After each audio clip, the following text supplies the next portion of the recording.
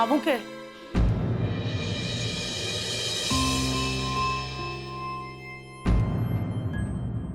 આવો આવો આવો કલ્પના બેટા આવો.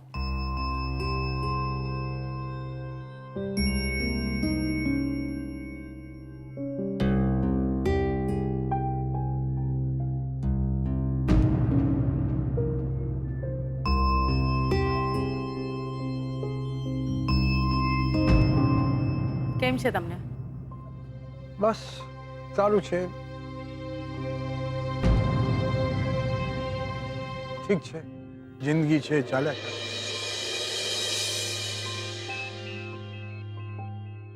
તમે બધા કેમ છો? મજામાં? એવું કહી ન શકાય.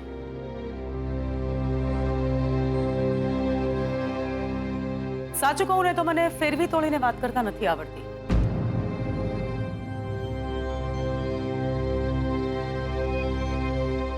હું બહુ સીધી વાત કરવામાં માનું છું અને વાત થોડી સિરિયસ છે એટલે આજે અહીં તમારી સાથે વાત કરવા આવી છું.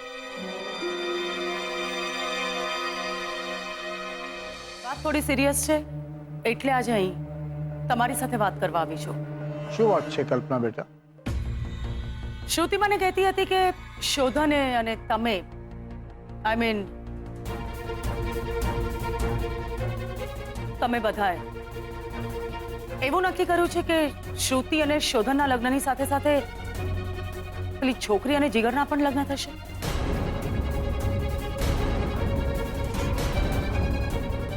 શું છે બેટા કે સ્વીટુ અને જીગર એકબીજાને પસંદ કરે છે, એટલે અમને થયું કે સાથે સાથે એમના પણ લગ્ન થઈ જાય અને સ્વીટુનું કન્યાદાન અમે કરીશું. Good, very good. આમ પણ સારિકાનું કન્યાદાન તમે નથી કરી શક્યા ને?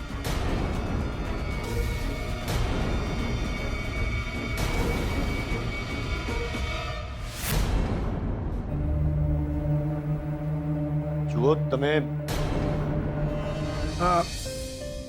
સારિકા હવે માં બનવાની છે અને એટલે દંડિત ને સારિકા અહીંયા રહેશે જેથી અમે સારિકાની સાર સંભાળ લઈ શકીએ.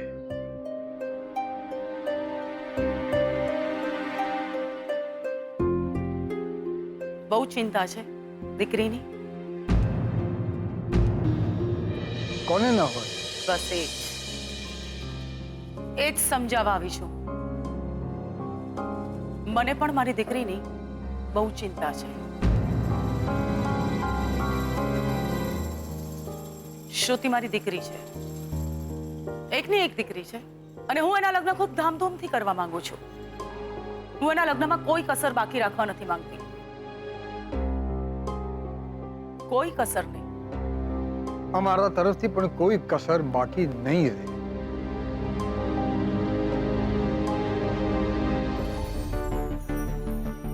તો પછી એક કામ કરો,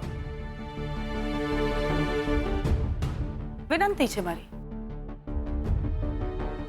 એ દિવસે માત્ર એક જ લગ્ન થશે, શ્રુતિ અને શોધનના.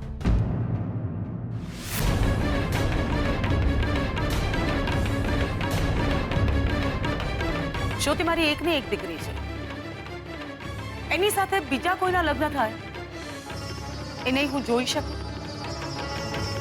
કે નહીં હું થવા દઉં.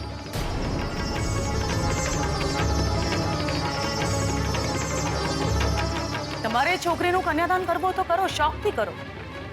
તમારે જીગરને તમારો જમાઈ બનાવવો છે, બનાવો. જો બિઝનેસમાં પાર્ટનરશિપ પસંદ નથી કરતી તો આ તો મારી દીકરીના લગ્ન છે અને મારી દીકરીના લગ્નની સાથે બીજા કોઈના લગ્ન થાય એ મારાથી સહન નહીં થાય. માફ કરજો, પણ જે દિવસે શ્રુતિ અને શોધનના લગ્ન થશે એ દિવસે માત્ર એમના જ લગ્ન થશે. મારી દીકરીના લગ્નની સાથે સાથે કામવાળીના લગ્ન